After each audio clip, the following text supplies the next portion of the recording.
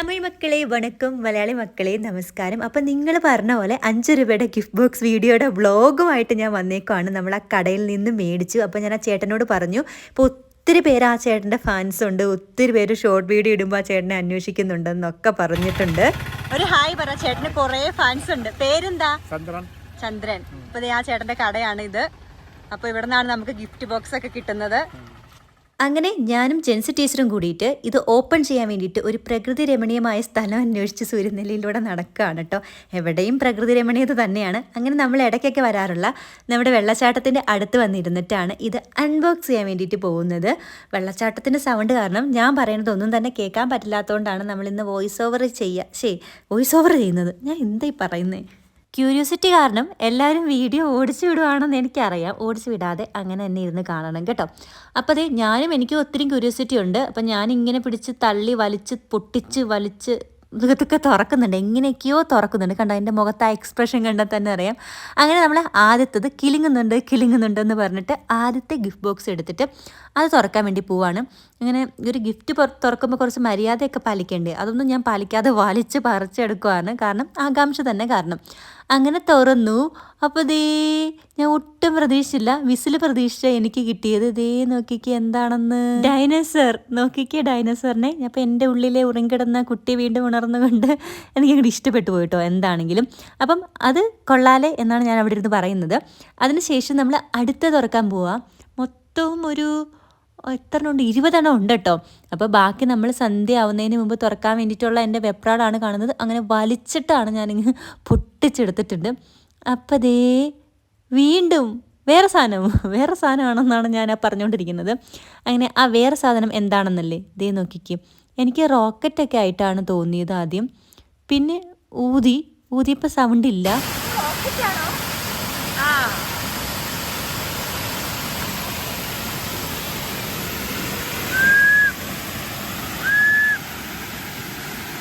അങ്ങനെ വിസിലിൽ നിന്ന് അവസാനം സൗണ്ട് കേട്ടു.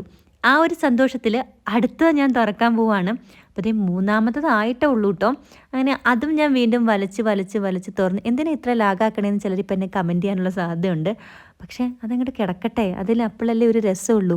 കാണുന്ന നിങ്ങൾക്ക് വരുന്ന ആ ഒരു ആകാംക്ഷ അങ്ങോട്ട് പൊട്ടിക്ക് എന്ന് പറയുന്ന ആ ഡയലോഗിലെ പൊട്ടിക്ക് സാമി എന്ന് പറയണ പോലെ എന്നോട് പറയാൻ തോന്നത്തില്ലേ, അങ്ങ് പൊട്ടിക്കെന്ന്. അങ്ങനെ ഞാൻ വീണ്ടും പൊട്ടിച്ചു. ആ എക്സ്പ്രഷൻ നോക്കിക്കേ, അത് വീണ്ടും എനിക്ക് ക്യാമലിനെയാണ് കിട്ടിയേക്കുന്നത്.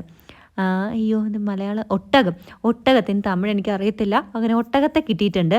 എന്താണെങ്കിലും ഈ തവണ എല്ലാം വെറൈറ്റി തന്നെയാണ് കിട്ടിക്കൊണ്ടിരിക്കുന്നത്. ആ ആവേശം ഒട്ടും കളയാതെ ഞാൻ തന്നെ ഫുട്ബോളിനും ക്രിക്കറ്റിനും ഒക്കെ കമൻട്രി പറയണ പോലെ ഉണ്ടല്ലേ മലയാളത്തിൽ. അങ്ങനെ ഞാൻ വലിച്ചു പൊട്ടിച്ചു. അടുത്തതും ഇതുപോലെ തന്നെ ഒരു സാധനത്തിനെയാണ് എനിക്ക് കിട്ടിയത്. അയ്യോ, അതെന്നതാണ്? പട്ടിക്കുട്ടീനെയാണ് കേട്ടോ എനിക്ക് കിട്ടിയത്. കൊള്ളാല്ലേ, എല്ലാം ഒന്നിനൊന്ന് വെറൈറ്റിയാണ്.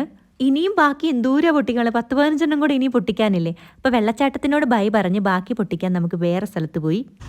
അപ്പോൾ നമ്മൾ ആ വെള്ളച്ചാട്ടത്തിൻ്റെ അവിടുന്ന് പോകുന്നത് എന്താണെന്ന് വെച്ചാൽ രാത്രിയാവുകയാണ്.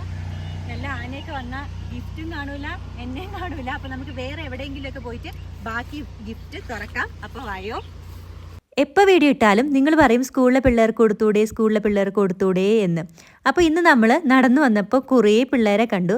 അപ്പോൾ അവർ തന്നെ പൊട്ടിക്കട്ടെ എന്ന് വിചാരിച്ചു. അപ്പോൾ നമുക്ക് ബാക്കി നോക്കാം. എല്ലാവരും പറഞ്ഞതുപോലെ പിള്ളേർക്ക് കൊടുക്കാൻ ഗിഫ്റ്റ്. ഇവർ തുറന്ന് നോക്കട്ടെ ഇവരുടെ ഗിഫ്റ്റ് ഏതൊക്കെയാണ്.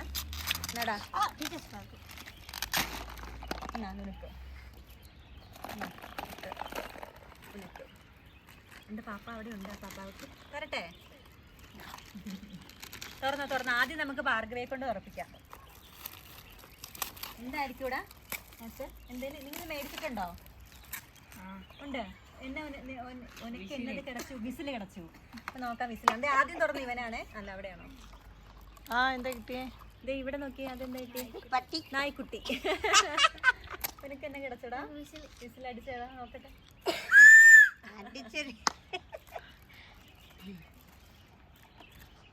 സസ്പെൻസാ. ഞാനിതും പതുക്കെ തുറക്കോളൂ. നിനക്ക് വിസിൽ അടിക്കടാ.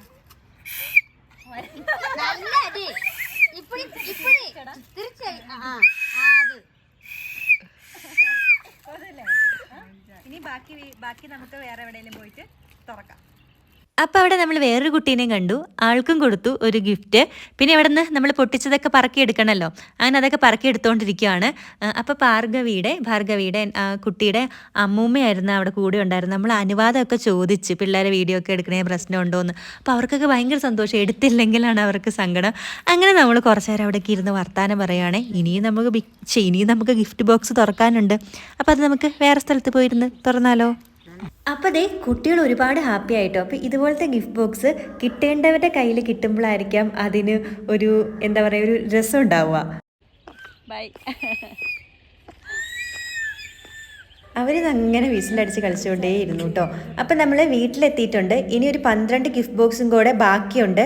അപ്പോൾ നിങ്ങൾ പറയാം, ഞാൻ വീഡിയോയുടെ ലെങ്ത്ത് കൂട്ടാതിരിക്കാൻ വേണ്ടി ഈ വീഡിയോയിൽ തുറക്കുന്നില്ല. ഇതിനി തുറന്ന് ഷോർട്ട് വീഡിയോ ആയിട്ട് ഇടണോ അതോ വ്ളോഗ് വേണോ? പിന്നെ കുറേ പേര് എന്നോട് ചോദിക്കാറുണ്ട്, ചിന്നക്കനാൽ പോകുമ്പോൾ സ്കൂളിലെ പിള്ളേർക്ക് ഇത് കൊടുത്തുകൂടെയെന്ന്. സ്കൂളിൽ വെച്ച് പിള്ളേർക്ക് ഇത് കൊടുത്തിട്ട് പിള്ളേരെല്ലാവരും കൂടെ ഒരുമിച്ച് വിസിലടിച്ചിട്ടുണ്ടെങ്കിൽ അവിടുത്തെ ടീച്ചർമാർ എന്നെ ഓടിക്കത്തില്ലേ? അപ്പോൾ ഈ വീഡിയോ ഇഷ്ടപ്പെട്ടിട്ടുണ്ടെങ്കിൽ നിങ്ങൾ ലൈക്ക് ചെയ്യാനും കമൻറ്റ് ചെയ്യാനും ചാനൽ സബ്സ്ക്രൈബ് ചെയ്യാനും മറക്കരുത്. അടുത്ത വീഡിയോ ആയിട്ട് കാണുന്നവരേക്കും ബൈ ഫ്രം വർഷ വ്യൂ.